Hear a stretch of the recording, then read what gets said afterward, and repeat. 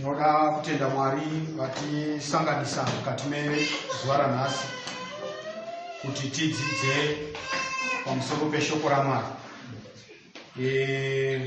Timu yedu yevhiki rino rose ratanga tinaro ranga richiti come rest a while.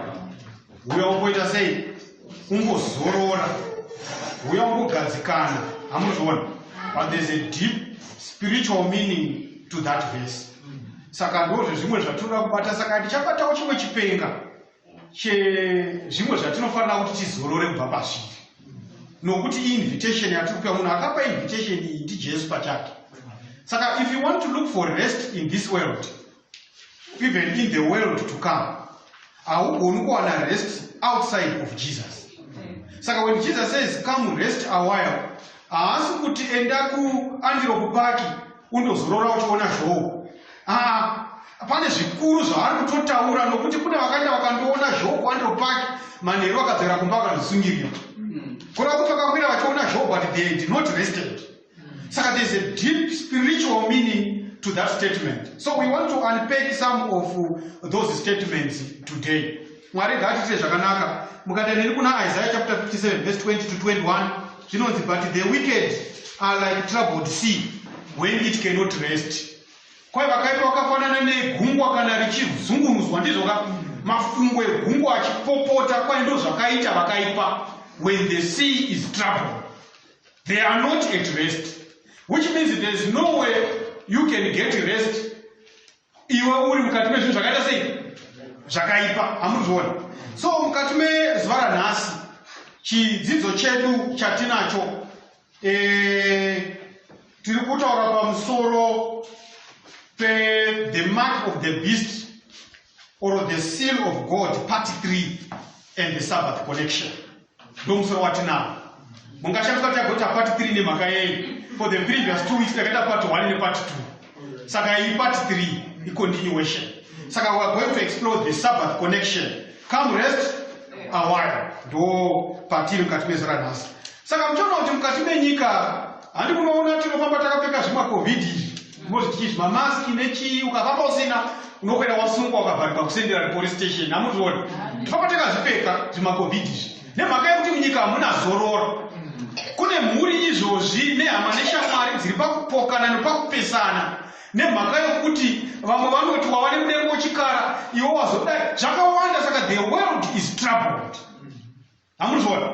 But to those vakapinda in the inner circle of Jesus Christ, they are at peace while the world is at unease.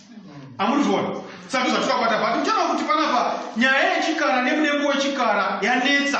Hamuzviona? Majekiseni vanhu vachibaiwa wabaiwa jekiseni zvazodai zvakawanda zviri kuitika, but nyaya inongori panyaya yechinai yechikara. Vanhu havadi mudengo wechikara, but do they know what is that mark? You get the point? Reason why the world is not at peace. But Mwari ngatibetsere ndotivati patokuda panapa tinge tava nechinai nerugare. Hamuzviona? Saka who is the beast? Tinoda kumanya hapasi pane nyaya yako. Tinozoita panyaya muchaona katosvika pairi. Hamuzviona? Ndikuita ndiko pa background probably part 1 part 2 hamuna kuita sei? Hamuna kuinzwa. Hamuzviona? But muchaona kuti mukudzidza kwese kwatakaita kana kuti kwamuchaita kana kuti kwamuchaita nhasi ndizvo ka. Muchaona kuti chikara kana maenda kuna Daniel chapter 7 inodudzira. Handika kuti mhuka ina dzawaona ndiwo umambo huchava panyika ndizvo ka. Kusvika Jesu achida sei? Achiuya. Hamuzviona? Saka zvakakuti kana tichoga pamuchiro pamusoro pechikara hatisi kutaura zvigamani mugomo nezvizhou riri kuAntelope Park. Tiri kutotsvaka umambo nohutungamiri huchavapo panyika kuti huripo panyika. Hamuzviona? Hazvisi zvinhu zviri fiction zvokuti pane chinhu chichaiswa mutsinga wozoiswa ichocho chichipi chagara imomo kana wazodiwa hamuzviona? Toda kubata ipapo. Saka tiona kuti Daniel chapter 7 inotaura pamusoro pechinyanga chidoko kuti zimuka rechina rakanga rakasiyana dzimwe mhuka dzose ndizvo ka. Asi ndakatarisa ndikaona kuti panyanga dzinebhuri pakabuda kamwe kadoko kakatubura dzimwe nyanga 3 kakasiyana nedzimwe nyanga dzose nedzimwe mhuka dzose dzokutanga nokuti chaiva nemaziso ndizvo ka pamwese nemuromo. Hamuzviona?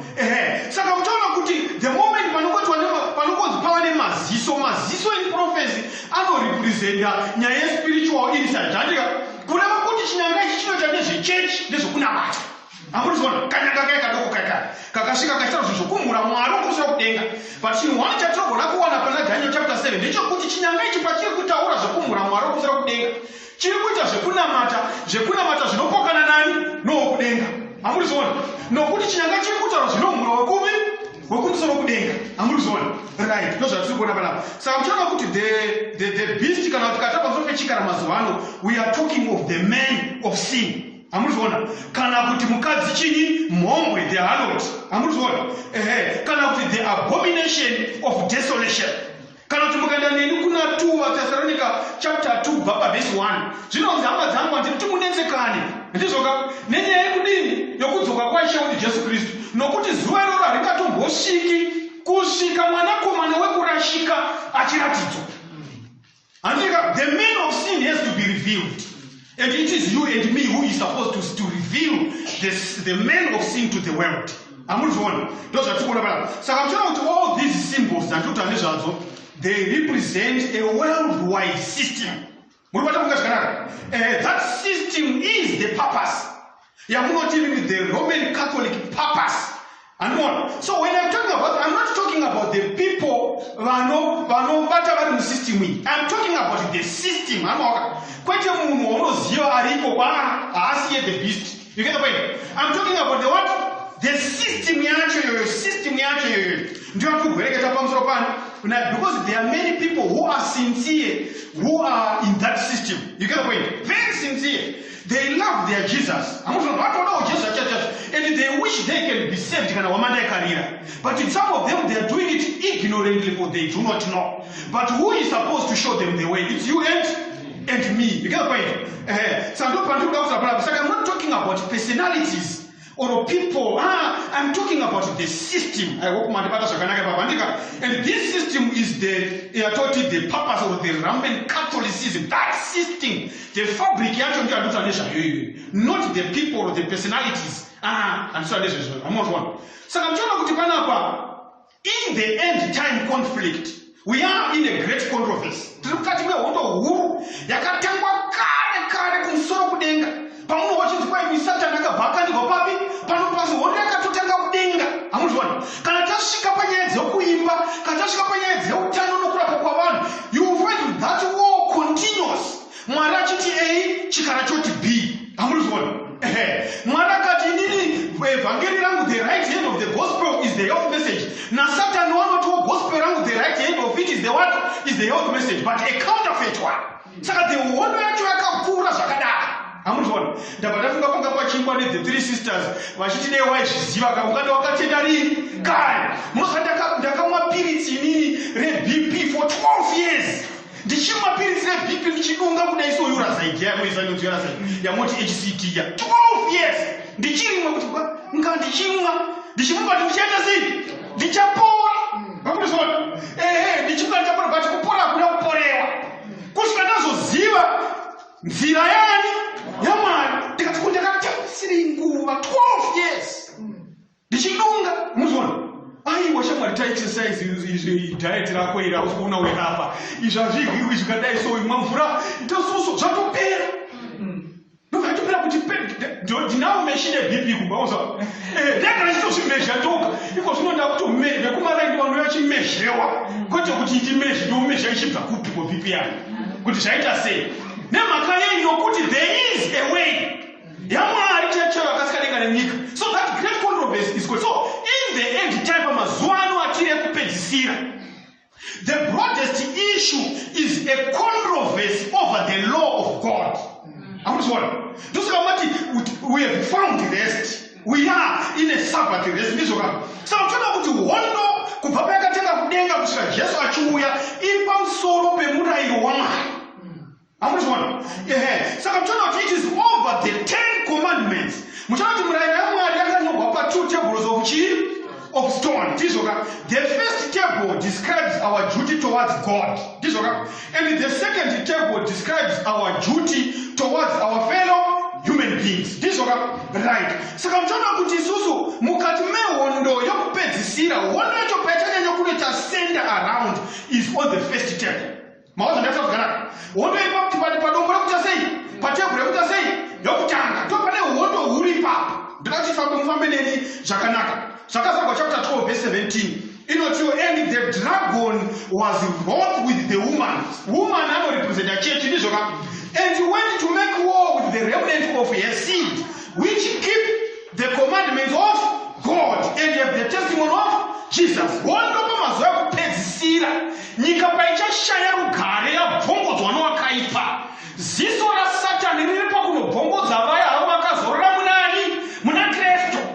Ndopane hondo yake vanoita sei vazorore muna Kristu? They keep the commandments of God and they brought the testimony of who? Of Jesus Christ. Keep the commandment, the testimony of Jesus. Saka Satan hates the law of God. You get the point? Saka Sorakuti, do not expect that you must have Pesira, Maria Vinge, Van Manotives, Shakari Honani, Namari, Amuzon. It is Haramare, Rekuti, Anudakuti, Tano, Takafara, Tiva Kukutu. Disoka, don't buy Kuti Tinga say no, Tano Tiva Kukutu Disoka. Saka, we can also discover in the last days the devil is even going to fight those who want to Kutania or Tano Kukutu in Zion. You get the point? Satan has got two things about the end time remnant. And it's usually Janazo, Pava Monsari, Avakamiri, put Wamanairi. Munozo Kutikana, a Giara Trufama and Rodka Barakadar, Munoka Murakanaga, Pakataka, Wana Apostle. Kutamas, Vadikan, Avari Pova, Wachamo, Nachi, roof. So I'm talking about the Satan, he hates two things about the end time remnant. Chaputanga, they keep the commandments of what? Of God, and he hates the commandments of God. Satan. But in terms of controversy, no pairi papo, Panyamrani, Wamar. The statement of Jesus, Taticha Taura, Panemwa. Mutana Zakare, the end time controversy has got to do with the two marks. Kuna Max Mangani, Mariri, the mark of the beast, and the seal of who? Of God. For everything that God has created, for everything that God has said, Satan is going only to create a counterfeit. So when God says, I will place my seal upon my people, Satan I will place my mark upon my what? My people. So when God the seal of God and the mark of the beast, who say the mark of the beast, but they are not talking about the seal of who? Of God. There's no way you can understand the mark of the beast without knowing the genuine. You first have to understand the genuine is the seal of God. When you understand the seal of God, you can then be able to understand the mark of the beast. You get the way? Don't put you on a kuti seal ya mari ne mark zino iswapai mukatime Bible akuru mukataona zakazarwa chapter 7 verse 3 do not harm the earth or the trees or the sea until we have sealed the servant of our God. Where? On their foreheads. And this one ndizo ambapo unyaza kutrace angaingotelezera mwara kati twenda pakati yewo tuone ni papo amuzona neniwe papo saka Satan chakagona kuinvenda chiri but zimwe zvese wo counterfeit ndoso achiti kwai chiri chakamu atizivi we can't explain but kusvika zvona zvakaonekwa moyo make ndozvakagona kuinvenda izvozvo akachikireta chiri amuzona but zimwe zvese manje unotsotsa kuti vadhara vakaronga sei iyo bhatore kati ndione pangu paside a parallel amuzwana ndozvikuta pana saka zvakazarwa chapter 7 inobva yataura kuti chigobatai mhepo ina dzenyika dzirege kutadzira nyika kusvika taisa chisimbiso pahuma dzevana vamwari saka toti the servants of God are sealed on their foreheads. Mubvunzo ndokuti why are they sealed on their foreheads? Chii chiri paza chii mukakwatanura guma rangu ino chii chamunotanga kuona mukabvura ichi. You see the brain. So when God says they are sealed on their foreheads, brain is the organ of the mind. In other words, the forehead represents the mind. So in other words, God is going to seal or to put in Makia, he didn't know so she clearly so close Bible to punish Makia, because God is talking about the what? The mind. It's something that is put in the mind, something that is inculcated, something that is entrenched in the mind by God. When something has been internalized or put inside, whatever you do to the exterior,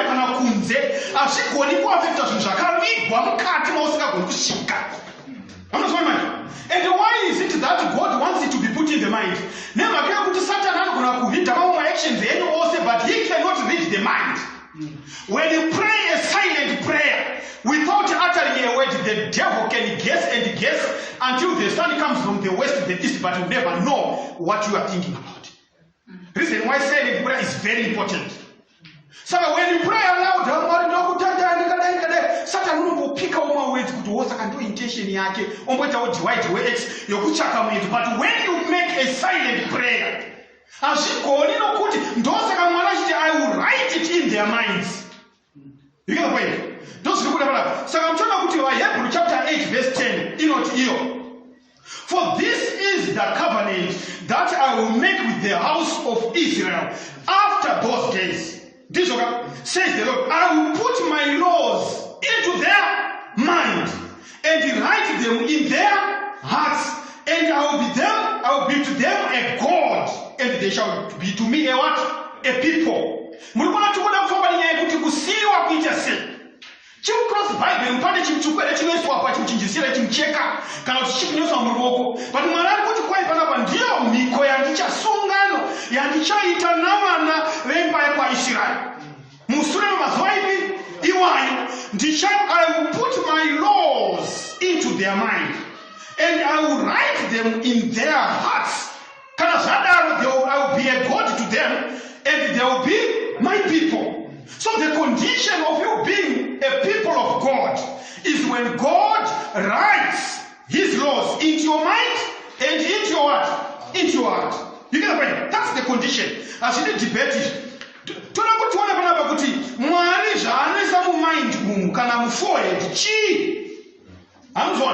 I'm telling you, the sign of God on the forehead has something to do with his what? His laws. Satan unaita the opposite. The sign of God on the forehead has something to do with his what? His laws. So that the mark of the beast being a counterfeit, this has something to do with the law. But it must be my human laws or any law that is contrary to God's law. Right. So I'm trying to is it identified with his law? That's what we want to find. Isaiah chapter 8, verse 16. The Bible says, bind up the testimony, seal the law among my disciples. So in other words, when the Bible speaks of the seal, Isaiah chapter 8, verse 16, you have to bind up the testimony, seal the law among my disciples. So what is it that is sealed in Amaripa? It is his law. You get the point? So I'm telling you, God's holy law is sealed among God's disciples. So that the seal that is placed on the forehead is connected with the commandments of God or with the law of God. 2 Timothy chapter 2, verse 19. Bible, nevertheless, the foundation of God standeth sure. Having this seal, the Lord knoweth them that are his, and let everyone that nameth the name of Christ depart from iniquity. Amazon. So foundation having this seal. Amazon.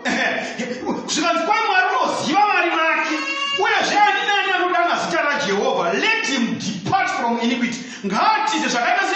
Iniquity or sin is transgression of God's word, God's law.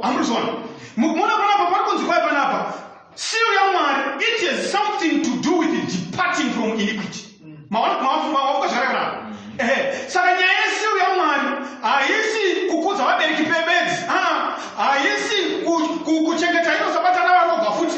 Is departing from all manner of iniquity.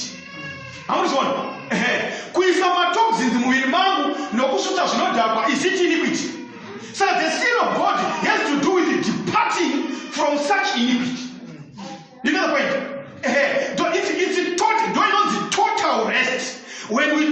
having departed from all manner, all kind of iniquity, we are now resting in the Lord. Amuzuna manje. Munozwa mazwanda mapirizi yandareva yaya. Zororo papa sina. Mulwele. Zororo papa sina. Papa sina. Chest yako njesta yadai watokera kuna doctor. Washali wa jekseni wa uchijekera. Ka upenyi ka kujusa. Munozwa. Nebo chijusa upenyi uchijekera zwane. Ukabuda mungu akaruwa mota kuchika kuturgate ukafunga kuti ndasiya chinjumba changa. Check it out. Kudzokera. Zvinani kunonoka kumiti ndanotora njumba yani. Hakuna zororo. Hakuna zororo. Muparis Ecclesiastes chapter 12 verse 13 to 14 the Bible says, let us hear the conclusion of the whole matter. Fear God and keep his commandments, for this is the whole duty of man. The whole duty. If you want to identify or to know your purpose in life, you are on probation to perform the whole duty of man, which is to keep his commandments, obedience. Simply to obey the Lord. Yes, I'm remember to trust and obey, for there is no other way to be happy in Jesus, but we trust and obey. Kwa hakuna imwe nzira kunzwa kwa kuimba nokutrasta nokuterera ndizvo zviri kwafana. For God shall bring every work into judgment with every secret thing, whether it be good or whether it be evil. So there are only two things in the world. There's a good thing and there's a what? There's an evil thing. There's no middle road. Anyatsokuzapapa kuti pandabata musikana ya mazamu chikomana ndachizvirise naizvo inangu andakuzovata naye saka andifungi ndaita upongweni amuzviona. Hakuna middle road. It's either evil or good. Amuzviona. Saka what defines righteousness and iniquity? Jesus nobody define ipapo. Matthew 7 na Luke chapter 13 nzova dzapedza masipotsa. Amuzviona.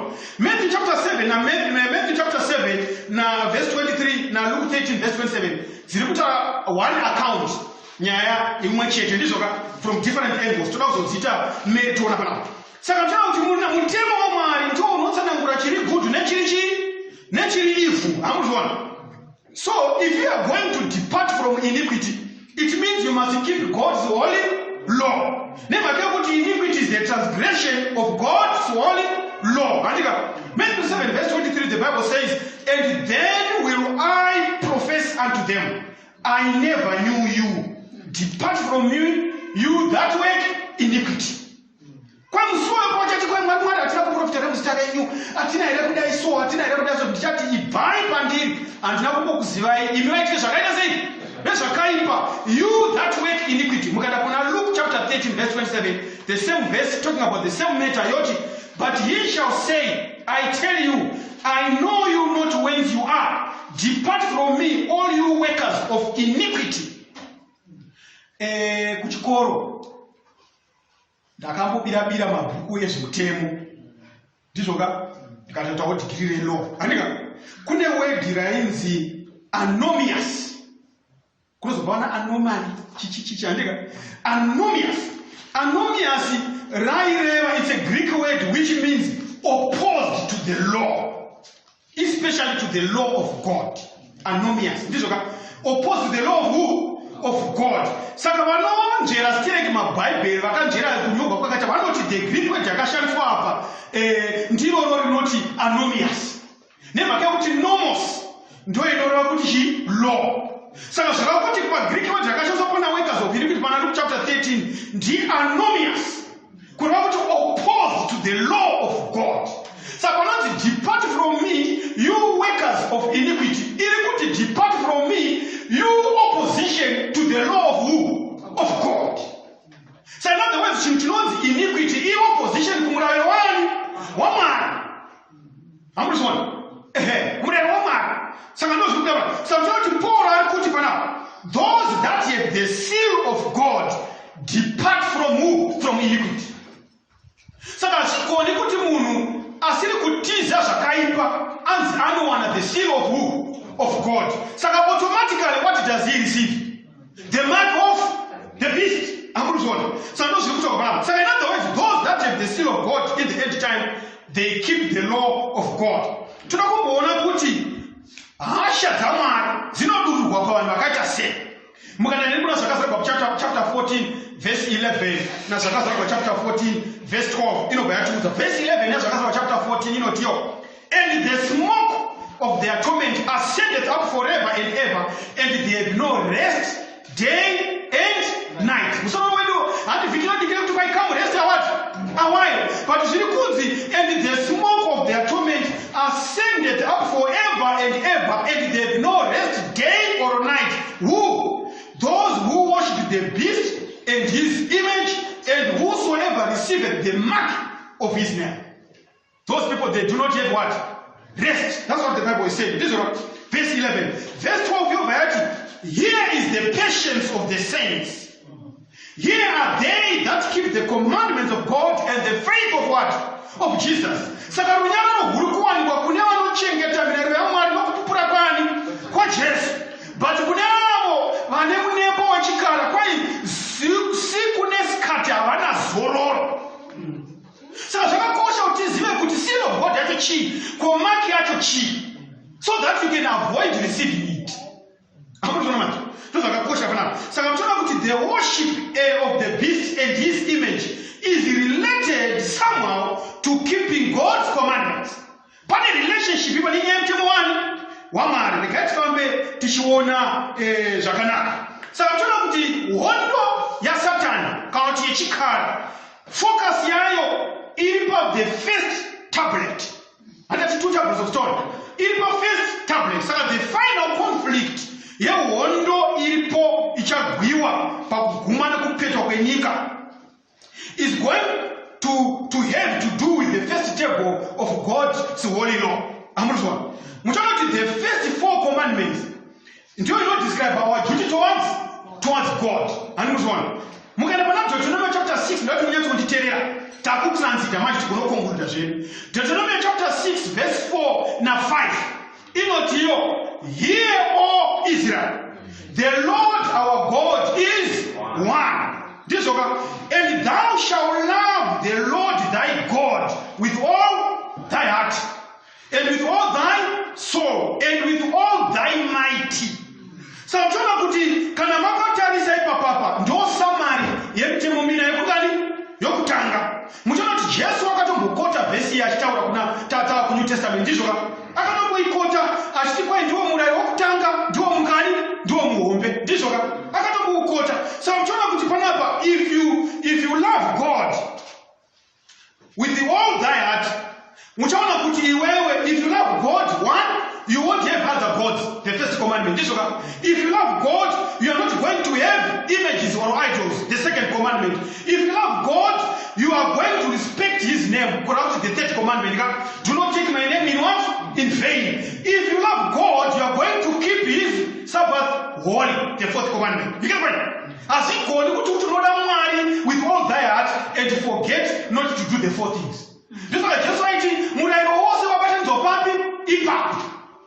Amuzwana, ndosi kutaura panapa. Iwe ungati vamuchechesi vangati kwa ndoda mai muchechesi, iwe ane magirlfriend mutaun. Zvinoita izvozvo. Azviita ndizvo. Saka kana vachitora mai muchechesi, votomekera sure kuti he is faithful until death. Yavaita sei? Yavaita dhupati. Ndizvo ka.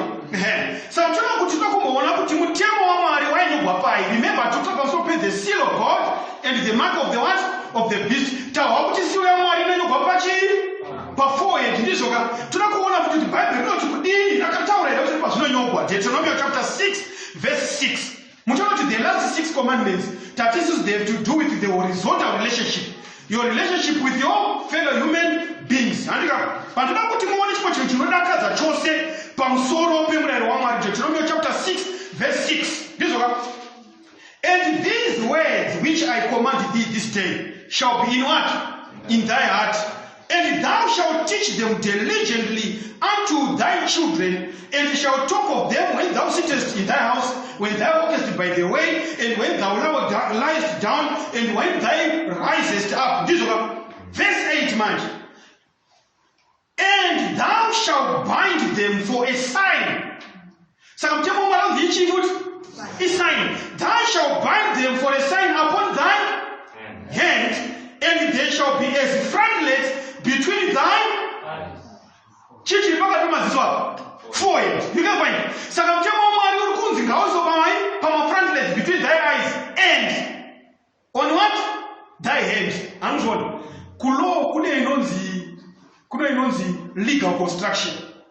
Sentence ikangoti place between the frontlets of our eyes and thy hand. It means those two cannot work chakasiyana. Zvikutonga zakadini. Muchanaka patinoita kumark of the beast, inonzi is placed on the forehead or on the hand. Chakasiyana. Counterfeit. God says put it on the frontlets of your eyes and on the hand. But when you come to the mark of the beast, you know they receive it on the forehead or on the hand. The difference between the two. Right. So the table of the law, it was supposed to be placed in two places, personal alternative. So it's either on the forehead and on the what? On the hand. So I'm trying to Bible kuti mutemo wa Mwari unezopa forehead and on the hand. It's not forehead or on your hand. I'm going to explain what's the difference or what is the theological implication of that. But the mark of the beast is on the forehead or on the hand. This is right. So I'm talking about kuti kana tikafamba zvakanaka neshokoreni roti kudisika pachena kuti this table of the law, the first table, this one, if you worship God, you won't have other gods. If you worship God, you don't have the images of God. If you worship God, you don't take his name in vain. If you worship God, you keep the Sabbath as a sign of the Creator. So I'm telling you, the first table has to do with the worship of God. So I'm telling you, the end time controversy. Worship him who created the heavens and the earth, the seas and the fountains of waters. If any man worship the beast, if any man has got his back, worship church of Nazareth. And then worship about the two tables of stone from the Ten Commandments. The first tablet, worship, the first four commandments, our relationship with God. So I'm telling you, the final conflict has to do with the first table. That the bone of contention pane hondo huru yashaisa vanhu kugara mukati menyika inyaya yechi yeworship. Amuzvona muchaona mukaenda kuna zvakasarwa chapter 13 verse 4 zvinonzi and they worshipped the dragon which gave power unto the beast. That's what the sequence yacho ndizvo zvakasarwa kuti and they worshipped the beast saying who is like unto the beast, who is able to make war with him. Vanhu pavari kunamata chikara zvakazarwa haisi kuona vachinamata chikara iri kuti vari kunamata shato. And they worshipped the dragon, which gave power unto the what? Unto the beast. But who can make war with the beast? But when they were worshipping the beast, they were worshipping who? The dragon. And who is the dragon? That old serpent, the devil. Sanzanoti vanhu vabudise fukwa yekuti muone kuti hondo yacho haisi pakati pemubhishopi weRoma, haisi pakati pemunhu.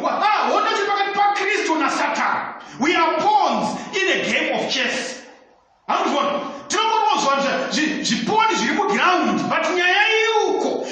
they worshipped the dragon who gave this power to the what? To the beast. So verse 12, chapter 13, and he exercised all the power of the first beast before him, and he caused the earth and them which dwell therein to worship the first beast whose deadly wound was healed.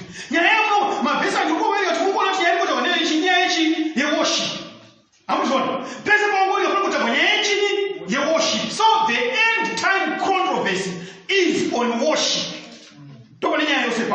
Saka mtaona kuti zoni mukanabasa kwa chapter 14 verse 9 to 10 tunaotana ngozakare kuti and the third angel followed them saying with a loud voice, if any man worship the beast and his image and receive his mark in his forehead or in his hand. I now end. I'm sorry. Saka ku beast ka zvakangonaka whether you receive in your forehead or on your what? On your hand, it is still the same purpose. Is saved. But kunamari, the purpose is not saved. If you receive it in your forehead and you don't receive it on your what? On your hand. But on the beast, the purpose if you receive his mark on the forehead or on the hand, which means you can have it on the hand, but you may not have it in the mind. I'm going to explain that as we come to the conclusion. So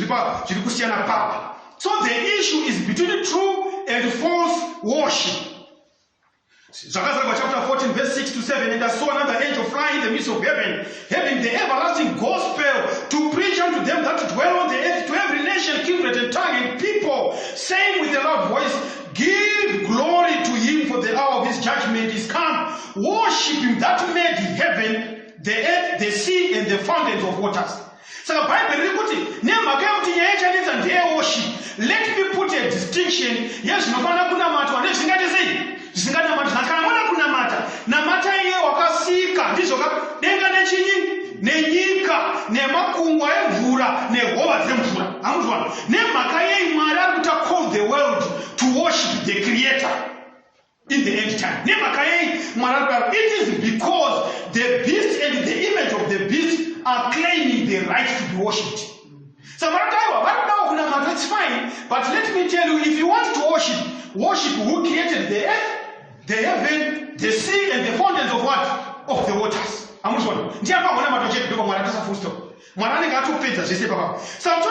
The first table of the law in everything to do with the worship. Samtona kuti panapa kana mukatarisa nyaya the first table chikara chinoviolate nenzira ipi the first table of the law, the first 4 commandments. Yema idols, image, so I was telling my person and Sabbath. Chikara chata identify the man of sin, the papal system. This Chino violator say the first table of the law. I'm sorry. Mufundondo kuti, does the beast demand worship? The answer is yes. This Chino say, kuna matwa, Revelation chapter 13, verse 4. So if it demands worship, it is a violation of the first commandment. We have my 10 commandments. Thou shalt have no other gods before me. Point number 2, kuti chikara. Chinoita ere jivezwane zvitori nema idols. Does it raise up an image and command everyone to worship the image? Mutona kuti commandment, but don't make any image and don't worship it. That is the second commandment. So kuna chikara chiri kuita chishinda kundochinja nokushangura murado wani. So the third commandment, we are told in Revelation chapter 13, verse 6, kuti the beast blasphemes the name of God. In commandment, thou shalt not take the name of the Lord thy God in what? In vain. Mazwane mamsatu mawana vanhu vakutodarika icho chikara kugumura zvichera Mwari. Muzvona kana munhu akagwara so anobva afuga maso. I command the sickness to God. You ever man to command a sickness? You are not appealing for the help of God to heal you. It is Jesus who comes with the healing on his wings. But you want God, you ever man to do because it's you. We are not doing it in the name of. You get the point? If you were saying in the name of, I would appreciate. But when you are, then that is a problem. You get the point? Those are two chikara chine conflict in the fourth commandment. Muchona kuti the first angel's message is to worship the creator, which means the beast must claim to be the creator if you are to worship it. So kuti panapa iye Satan pachake the dragon akunza akapasimba kunani kune chikara ndizoka ari kunzi iye unotodawo kuna matiwa and he has gone on to issue his own counterfeit. You should rest on the 7th day. He ought to rest on the what? On the first day. Which is Sunday. So the beast has violated the first table. Those 4 akarasha.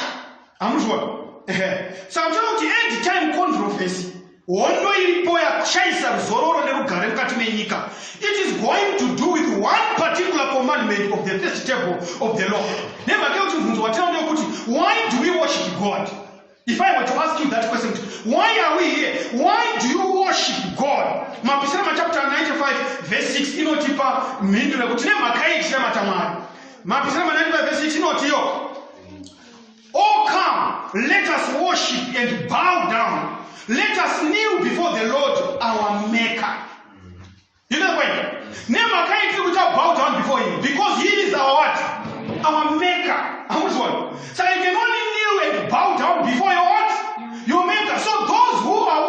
worshiping the beast, this system, who are following this system, they are bowing down before their maker, who is not God.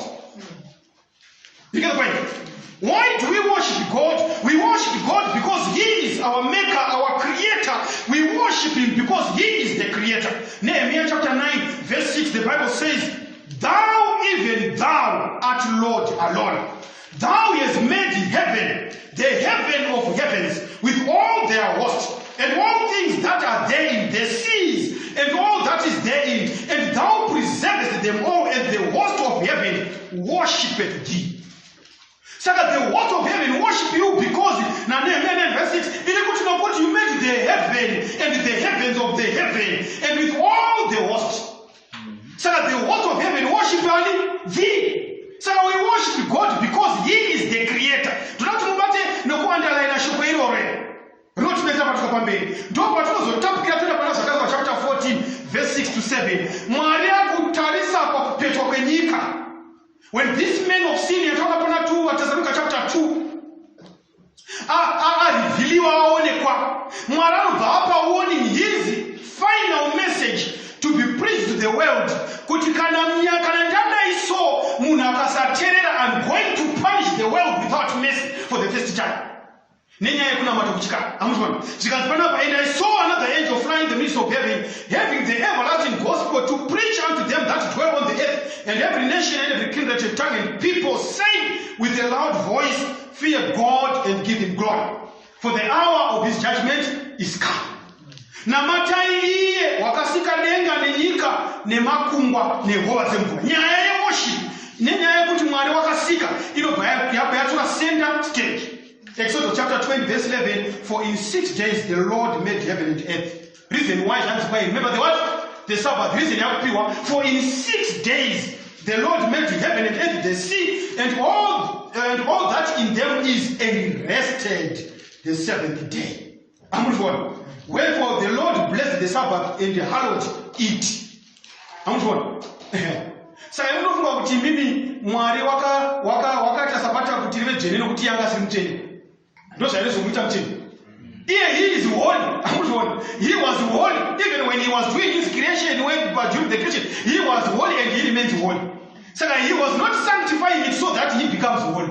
He was sanctifying it so that isusu vakawirwa nemagumo enyika vechiri tigona kuzorora mazviri as we reflect on His redemptive capacity. So when we find rest on the Sabbath like we are doing right now, we are resting in the Lord as we reflect on the redemptive power yakaonekwa kwatiri throughout the week. Mwari achishanda nesu isu vatadzi. Amuzvona. Saka tisu tiri kuzorora tichitarisa kuti asiri Mwari uyu. Musi wangadari kupi. Vhudzi rake rakapita kuita dread. Amuzvona. Akangorira kuti kamwana kuita mhodzi rakatofita kuita dread. Asiri Mwari ndozvo anenge akureflecta nemudzimai wake vachikwenya navanhu mumbawo. Amuzvona. Kuti Mwari utomuda nesimba rake rekudzikira. He can create in us. He has created in me a new beginning. He has given me. You see, the world was without form, and the Lord redeemed it. There was darkness that was hovering upon the waters, and God said, "Let there be light." He redeemed the earth. He created it, and when He rested, every creature was supposed to look back and say, "If it was not the Lord." In other words, what these verses are telling us,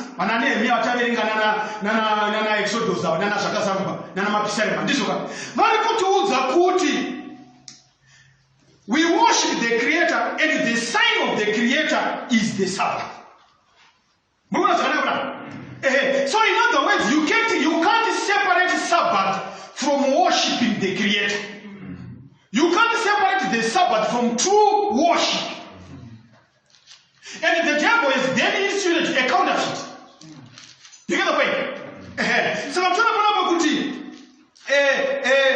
even in the new heavens and in the new earth, Isaiah chapter 66, verse 22 to 23. Mwaranoti, denga nenyika ndizvo zvatiri kuona. Zvichabva sebhuku richiita sei? Richipetwa. Ndizvoka. As a scroll, rinopetwa richibviswa nomabhisikwa toita end. He is going to create a new heaven and a new earth. Since Genesis chapter 2, when he created the heavens, after he created, what did he do? He rested. Isaiah chapter 6 tells us, when the trumpet shall sound and this world is going to end, God is going to create anew. This is what. And Isaiah 66 verse 1 to 3, for as the new heavens and the new earth which I will make shall remain before me, says the Lord, so shall your seed and your name remain, and it shall come to pass from one new moon to another, from one Sabbath to another, shall all flesh come to worship before me, says the Lord. As soon as God finishes creating anew the world and the new heavens, He can appear. We are also going to worship Him on Sabbath. You get the point?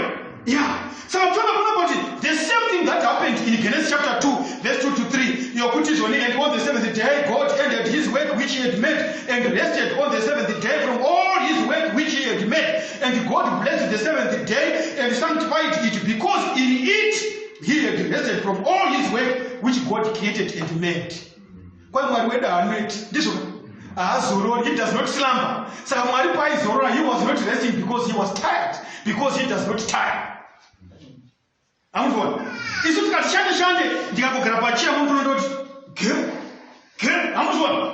he does not do that.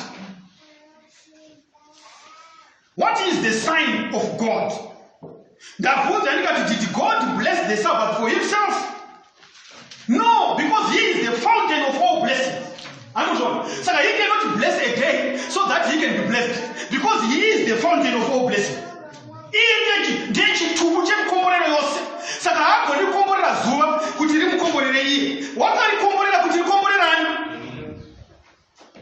Because He is the ndiye masimire wacho. Saka hagoni kuti akombore zuva kuti rigomkomborera iye. Wakarikomborera kuti rikomborere iwewe. Amuzvona. Saka tinoona panapa kuti Mwari haagoni kublessa a day for Himself. Haagoni kuti ati Sabbath iri holy for Himself. Everything connected with God is holy. So He is blessing the Sabbath, He is making it holy, He is sanctifying it, because He expected men to keep the Sabbath in commemoration of His creation. So Bible the word sign na seal interchangeably. Mukanda panyaya itagwaya Abraham Paul achitaura debate circumcision. This one, Romans chapter 4 verse 11. And he received the sign of circumcision, a seal of righteousness. So the sign na seal, Bible so in other words, when we are talking about what is the sign of God, we are also asking what is the seal of what? Of God, because these two words they can mean the same thing. So I'm talking about sign and seal. Interchangeably. We want the Bible to tell us what is the sign or the seal of God. Exodus chapter 31 verse 17, the Bible says, it is a sign between me and the children of Israel forever. For in 6 days the Lord made heaven and earth, and on the seventh day He rested and He was refreshed. So in other words, the sign or the seal or the mark of God, it is the what? The Sabbath. You get the point?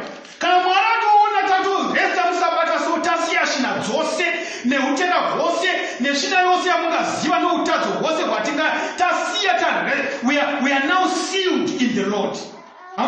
Tasorora mari. Saka Mwari panopa isabata kuna Israeli. Haingova Israeli yoga nokuti muapostoli Paulo unotaura kuti Israeli ndiani. Israeli aswe panyama, asi Israeli ndoepi ndomweya. Amuzvona. Samtona kuti the word seal and sign zvinoshandiswa interchangeably. Ezekiel chapter 20 verse 20, Mwari anoti, and hallow my Sabbath, and there shall be a sign between me and you, that you may know that I am the Lord your what? Your God. So how do we know that God is our Lord? We have got a sign. And what is His sign? It is the Sabbath. So I'm trying to kind of Ezekiel. Ezekiel chapter 8, tinoona abomination dzakanga achiitwa muJerusarema. Nebukadnezar asati auya kuoparidza Jerusalem. Amuzwa. Muna Ezekiel zvinonzi kwanzi, rekani kuverengera pana verse 16 na 17. And he brought me in the inner court of the Lord's house. In the inner court of the Lord's house, and behold, at the door of the temple of the Lord, between the porch and the altar, were about 25 men with their backs towards the temple of the Lord, and their faces towards the east, and they worshipped the sun towards the east. Because it was an abomination.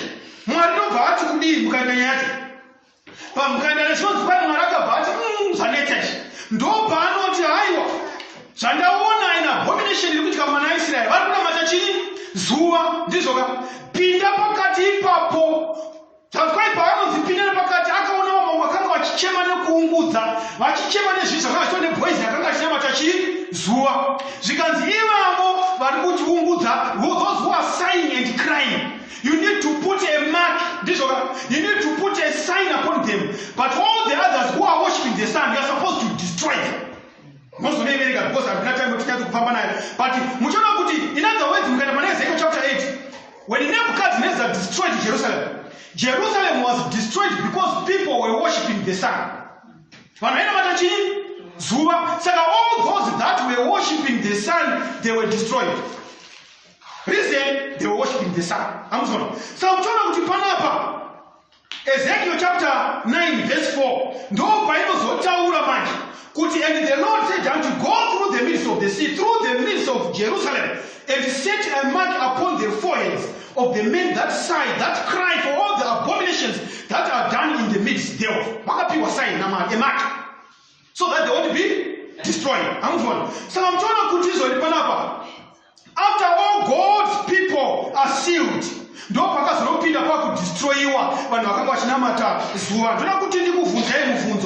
according to this chapter, we are discovering that the whole Jerusalem was destroyed for desecrating the Sabbath. They were not worshiping the God who created them, which is the Sabbath. So Ezekiel chapter 7, 8, 9, Jerusalem was destroyed for desecrating the Sabbath.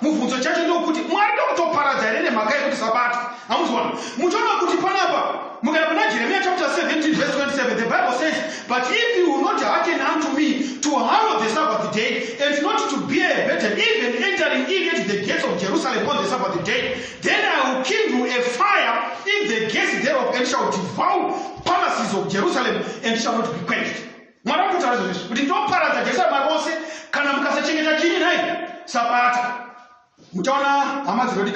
This sin is going to be repeated in these days. Constantine ndiye akatanga ne sun worship. Ndiye akatanga kwezuva. He was a pagan, and he called Sunday the day of the invisible sun. Saka vanhu vakatanga kuna matane Sunday vachinamata chini zuva paraibuda kumabuda zuva to the east rainzi riri kuunza mukomborero munyika yani yaConstantine. Saka vanhu vaifunga mavonamata zuva katosa kumabva zuva parinobuda paya ndizoka voriperekedza parinoita sei parinovira kuti mukomborero yaunzwa nezuva. Saka people started worshiping the sun on Sunday. That is the genesis of Sunday worship. Saka mchona kuti nyaya ilipo chacha ndio kuti zolibana ipo zvino Satan unozviziva kuti vanhu kuti vabude makuseni vaende pazapana machezuva chikudapa hazvibudi ndizvoka. But they are now worshiping on the day of the sun. Effectively they are worshiping the what? The sun. And God destroyed Jerusalem through Nebuchadnezzar because of the worship of the what? Of the sun. And the devil knows that his mark is the worship of the sun. And now people are not bowing down to the sun, but they are bowing down on the day of the sun. Whereas the Lord has said we should bow down on the day that commemorates what? Creation, which is the seventh day Sabbath. So God has got his sign, which is the Sabbath, and the devil has got his mark, which is Sunday. Saka ndo pane question yacho mana. Saka Constantine ndo zvakaita. Saka nhasi vana wakatora vakapfeka masutu sana Mr. Ngela. Nana mai nana Mr. Mcheche sana nana masiwa. Vangari na matazoewa, vari na mata. But on Sunday can worship. And Kunamwari is one and the same thing. Worshipping the sun or worshipping on the day of the sun, you are still worshipping the same thing. But the guy who they are ignorant of this fact. The guy who an example, yes, you. Zakata chitindo chemuno Zimbabwe, chitindo chekwa America, chitindo chewerepa, kana kusepana kana sekuti kana panapa tikafuma iru company toka za Syria yondisho ndizvi. Muchona kuti makarikari vanoverenga history nana archaeology ndizvo kunonzi the kings then panguva yakanyogwa Bible yakanyogwa yakapiwa naMoses tablets of stone. Zvinonzi kwaika kuchitwa a covenant. There was a bigger king and a lesser king. When they do a covenant, vaitora clay vonyora the terms of their covenant on both sides of the clay. Vaigadzira clay yavo toti ndo chinhu chandika. Saka navakata covenant yavo vainyora on the face, vonyora kuti on the what? On the back. Saka yainyorwa on the back side. Ndizvoka. Kwaizotogwa chidindo the greater king, because the covenant yaitwa between a big king and the lesser king. Kwaitogwa chidindo the greater king. Chobva chadhigwa nechepasenda on one side of the tablet. Ndizvoka. What will happen to zvanga zvakanyorwa pa clay? Inenge iri fresh handiti. It was going to be defaced. Pobva pasarigwa sealed. Nezvimwe zvipengapenga zvinosarigwa zviri covenant yakanyogwa. Saka kuseri kwakanyogwa the same document. So what would happen is kuti kana vada kuona kuti covenant yati kudii, vaida the other side vonoverenga. The other side kuna seal ndokubara that this is authentic. Saka Mwari parupa Moses the tablets of stone yakanyogwa back to back. He was following the cultural practice of that time. Kuti covenant kana yanyogwa kuseri nekuseri. Ndosaka the two tablets of stone noda kwa wakaipa unoda kuti dzisesi sokuti matablets of stone yaita sochakanyogwa party A ne party B. Mukaringa Bible inoti yakanga yakanyogwa kuseri nekuseri. Hamuzviona. And the series of pasenda.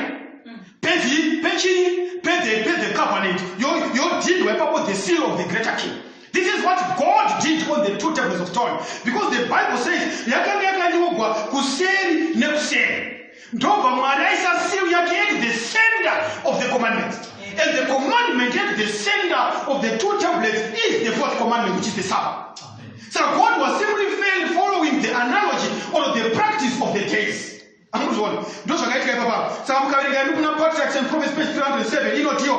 fourth commandment is the only one of all the 10 in which are found both the name and the title of the lawgiver. It is the only one that shows by whose authority the law is given. Thus it contains the seal of God affixed to his law as evidence of its authenticity and binding force. So Mwari Moses panopiwa mawendeva maviri hazvina kushambisa kuti nemhaka ndokupa mawendeva zvakaita izi nokuti ndiyo yakanga iri practice yemazuva api iwani. So muchaona panapa imimi kuti ndo zvimwe chete mukati mezuva ranhasi kuti nyaya the seal it dates from history, the practices dzakanga dzichiitwa nemakings enguva idzodzo. Mukana kuna Deuteronomy chapter 4 verse 13 inotiyo, so he declared to you his covenant which he commanded you to perform, the 10 commandments, and he wrote them on 2 tables of stone. Mwari wakanyora pamawendeva maviri emavhu. Muchaona kuti mimi mukaenda pamawendeva iwawo akanga akanyogwa naMwari vakamanyora on both sides. Vanhu vazhinji havasati vapaverenga kuti it was written on both sides as I'm explaining zvaitwa nemakings. Mukaenda pana Exodus chapter 32 verse 15 to 16 inokudza izvo inobva yatiyo, and Moses turned and went down from the mount, and the 2 tables of the testimony were in his hand. The tables were written on both their sides. Maibereka kureva kuti handi there were 2 tables sezvakaita so yakanga yakanyogwa commandment 1 to 4, commandment 1 to 4, commandment 5 to 10, commandment 5 to 10, both sides. That's what the Bible says. And they were written on both their sides. You understand what 1, 2, 3, 4, 5, 6, 10. Back to back. Kufollow what practice yaiva pamazuva api iwapo. So muchaona kuti Exodus chapter 20 verse 11 inobva yatiudza manje kuti seal inobva kutaura zita rapresident ED Mnangagwa. president office yake where he territory the Republic of Zimbabwe. So Exodus chapter 20 verse 11 inokuudzai for in 6 days the Lord, that is his name, the Lord made, that is his function, he is the creator. The heavens and the earth. You find that is the seal of God. So the seal of God is found in the 4th commandment. Bible takawani rakati profitira here kuti kuchavako neachafunga kuchinja murayiro waMwari. Daniel chapter 7 verse 25 inotiudza kuti he shall speak blasphemy, he shall speak pompous words against the Most High, and shall persecute the saints of the Most High, shall intend to change times and laws. Chikara chinyanga chitoko chichachinja nguva nei nai nemurayiro. Saka Bible inototiudza muchanoti chinyanga chitoko ichi, the Roman Catholic papacy, it claims to have changed God's law. John Gilmer Shea, we are a Roman Catholic historian panguva yake, anobva anyora achitiyo, for ages all Christian nations looked to the Catholic Church, as we have seen the various states enforced by law, yet ordinances as to worship and cessation of labor on Sunday. Protestantism, in discarding the authority of the church, has no good reason for its Sunday theory, and ought logically to keep Saturday as the Sabbath. The state, in passing laws for the Jew sanctification of Sunday, is unwittingly acknowledging the authority of the Catholic Church. It is carrying out more or less faithfully its prescription. The Sunday as a day of the week set apart for the obligatory public worship of Almighty God is purely a creation of the Catholic Church. Hakuna Protestant nasa anogona kumira from Genesis to Revelation agokuudzwa kuti nemhaka yachinamatani Sunday. Hakuna.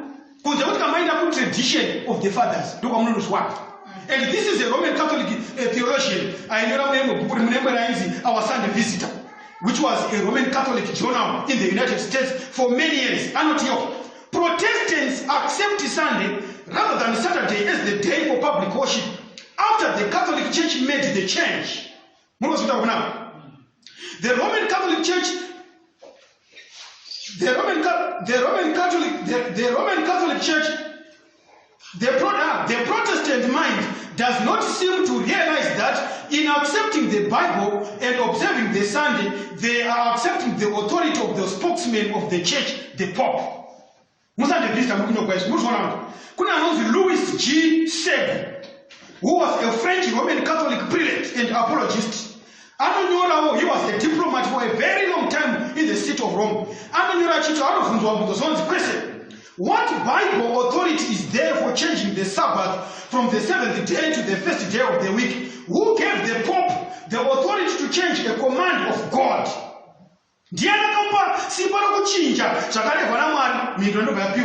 It was the Catholic Church, which by the authority of Jesus Christ, which has transferred this rest day to the Sunday. Thus, the observance of Sunday by the Protestants is a homage they pay. It means honor, it means respect. Thus, the observance of Sunday by the Protestants is a homage they pay in spite of themselves to the authority of the Catholic Church. What is the third commandment? The third commandment is, remember, that thou keep holy the Sabbath day. But the third commandment, you have to keep holy the Sabbath day. Do you read the third commandment? The Sabbath day is the 4th commandment. Which is the Sabbath day? Answer, Saturday is the Sabbath day. Why do we observe Sunday instead of Saturday?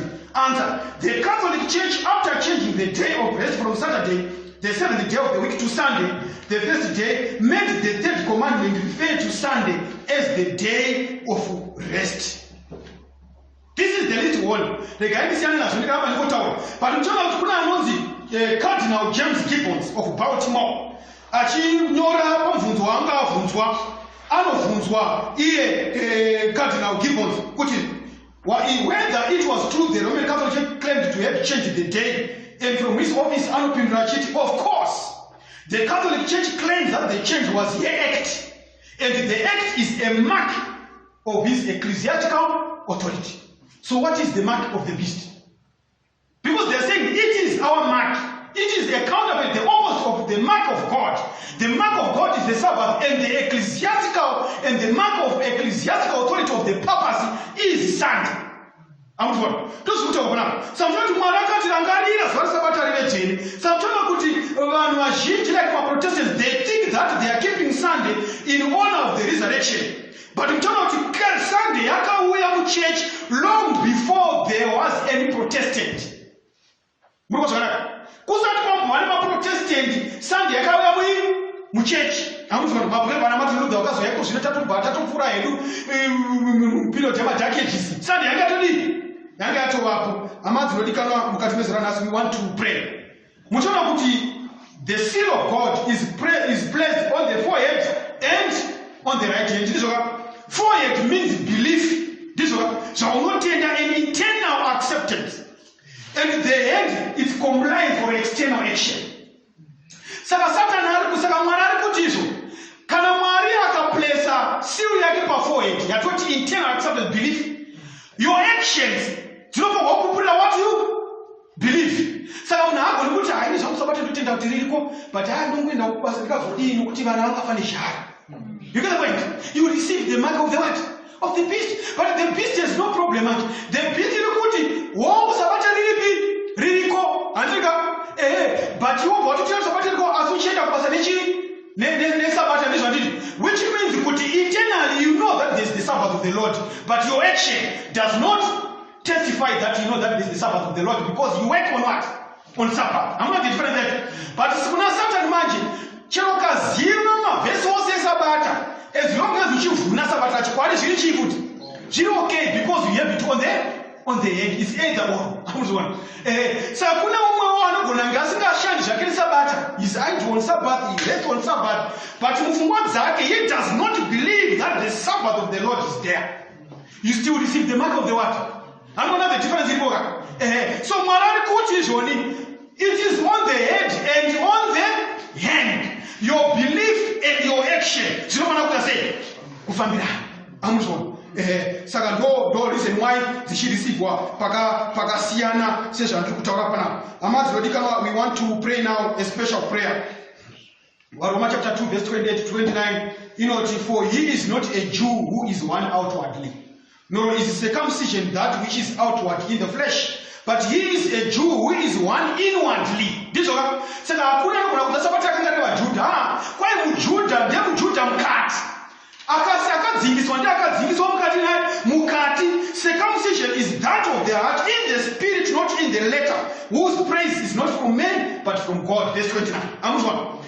Ndiye muJudha. Galatia chapter 3 verse 7. Therefore know that only those who are of faith are sons of Abraham. Vana Abraham vana vakuita sei? Vekutenda. We are the children of Abraham. We are the circumcision. Yes, vana. We are the Israelites. Yes. Nemhaka yekuti it is of the spirit, it is not of the outward.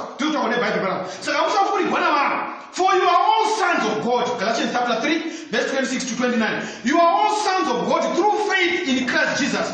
For as many of you as were baptized into Christ have put on Christ. There is neither Jew nor Greek, there is neither slave nor free, neither male nor female, for you are all one in Christ Jesus. And if you are Christ, then you are Abraham's seed and heirs according to the promise. We were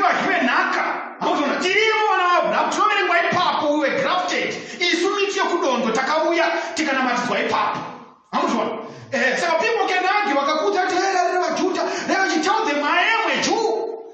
I am circumcised. Because the circumcision is being done here by the Spirit of God. Those who talk about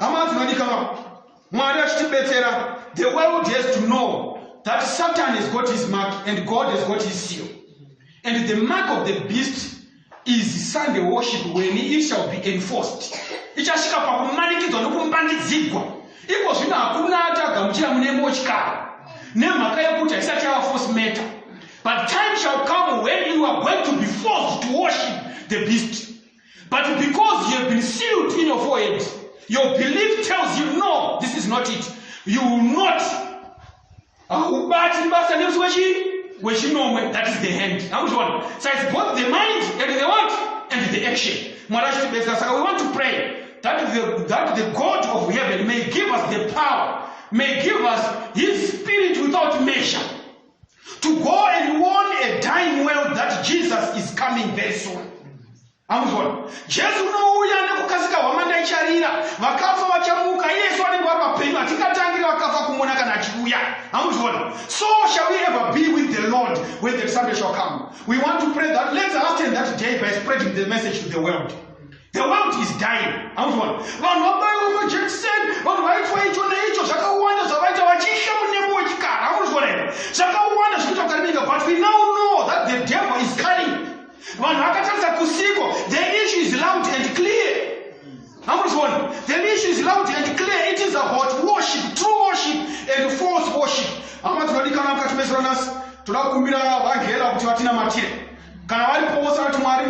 So help me God.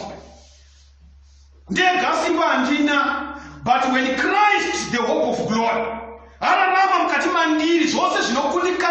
he is more than able to do it for me.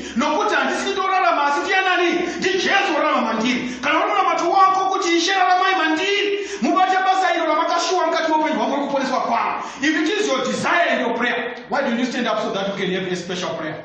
If it is your desire, stand up so that we can pray in closing. So help me God. Hear me, share your blood is enough, quite sufficing. Karai mandiri, ramai mandiri. Ndisavei ndinorarama. Asirarama imi upenyu hwatorarama ndisindorarama. Asi Kristu ndorarama mandiri. So that this war that lies ahead of us, we may find peace and rest, knowing that he has never lost a battle. Jesus, our Redeemer. May God bless you all. We are going to pray. Kuna amati baba vedu vamuchimudenga tinotenda neshoko redu ratanzwa mangwanani andava. Tinotenda nekutivimbisa nekutijekesera zviri pachena zvatinofanira kugadzirira nhasi nezvichawira panyika kwatiri tose. Tonamatira kuti tizvipire upenyu hwedu kwamuri mangwanani anhasi. Mundangariro nemuzvito mtemo wa Mwari ngaunyorwe pamwoyo pedu. Makavimbisa ndo pamuchanyora mtemo wenyu mazuva ekupedzisira. Uye mundangariro dzedu nemumaitiro edu ose. Chivai nesu kana pane taane chijairira chekuvhuna murayiro wenyu. Chijairira chekusiya mtemo wenyu. Tiregerero.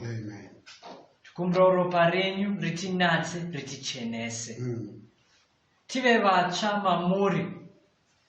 Tova nekwanisiro nesimba rekutevera matsiko enyu kusvika kuguma kwenyika. Chivai nesu patinobuda pano. Nhasi iite mhiko yataita nemwoyo wedu kuti tizvagwe patsva muna Jesu Kristu. Kuti titirane muupenyu hweobedience tichitungamirwa nemweya mutsvene. Zvichiva zvinhu zvemumwoyo zvisiri zvinhu zvekunze. Vainesu patichapatsana masikati akadai neaparidza achigira shoko rakanaka kudai, ivai navo muupenyu hwavo, muministry yavo vasimbisei kuti basa nevhangeri rirambe richifamba kusvika kumativi mane enyika. Izvi tinonamata nekutenda muzita raJesu akafira pamuchinjikwa. Amen.